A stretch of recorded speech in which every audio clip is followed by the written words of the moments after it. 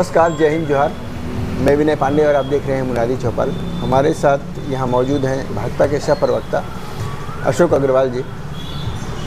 दरअसल यहाँ 16 सितंबर से कांग्रेस वोट चोर गद्दी छोड़ कैंपेन शुरू करने वाली है। जैसे बिहार में हुआ और दूसरे जगहों पे हो रहा है, वैसे ही छत्तीसगढ़ में भी ये कैंपेन शुरू हो रहा है और इसकी शुरुआत रायगढ़ से की जा रही है।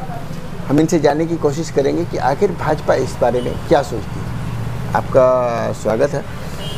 ये बताइए कि वोट चोर गद्दी छोड़ कैंपेन की शुरुआत रायगढ़ से की जा रही है। नमस्कार साथियों, कांग्रेस का मंशा पूर्ण रूप से भ्रम की स्थिति निर्मित करना है। पूरे देश में इनके द्वारा जो है वोट चोर गद्दी छोड़ का नारा के साथ एक भ्रामक स्थिति निर्मित की जा रही है, जिसका मुख्य उद्देश्य जनता को बहलाना, फुसलाना और बलगलाना है।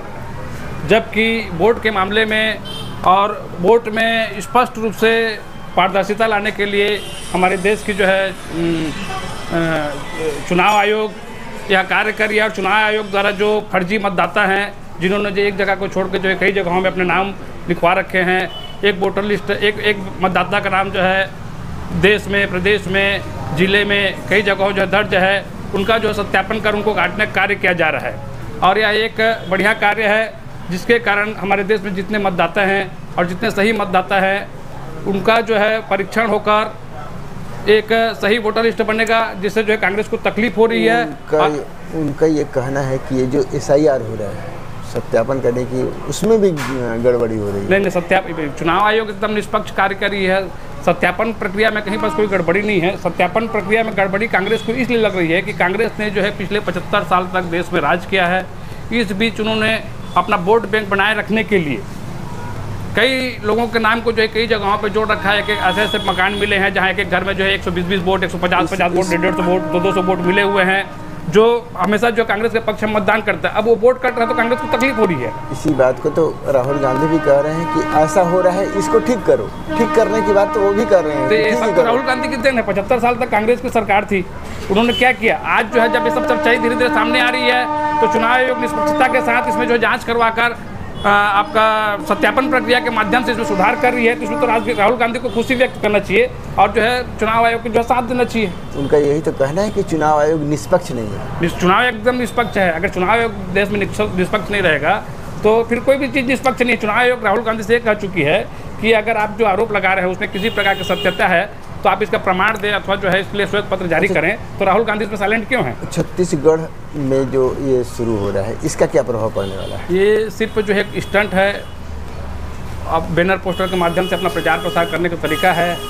इस छत्तीसगढ़ में इस टाइप की कहीं पर कोई बात नहीं है। बाकी जांच अगर धीरे धीरे चुनाव आयोग अपना जांच में आगे बढ़ता जाए, कहीं कुछ हुआ इस टाइप का पाया गया, धांधली पाएगी वोटर लिस्ट में, तो उसका जो है जांच होगा और सत्यापन के बाद जो है जो फर्जी नाम होंगे उनको काटा जाएगा, जिसमें जो है अगर कांग्रेस को तकलीफ होगी तो होती रहेगी, लेकिन देश की इसमें जो है लोकतंत्र मजबूत होगी। ये छत्तीसगढ़ में ये किया जा रहा है, इसकी शुरुआत रायगढ़ से ही हो रही है। ये कांग्रेसी नेताओं का एक स्टंट बताया मैं आपको, जो है बैनर पोस्टर पैम्पलेट के माध्यम से। अब इनके पास कोई मुद्दा तो रह नहीं गया है।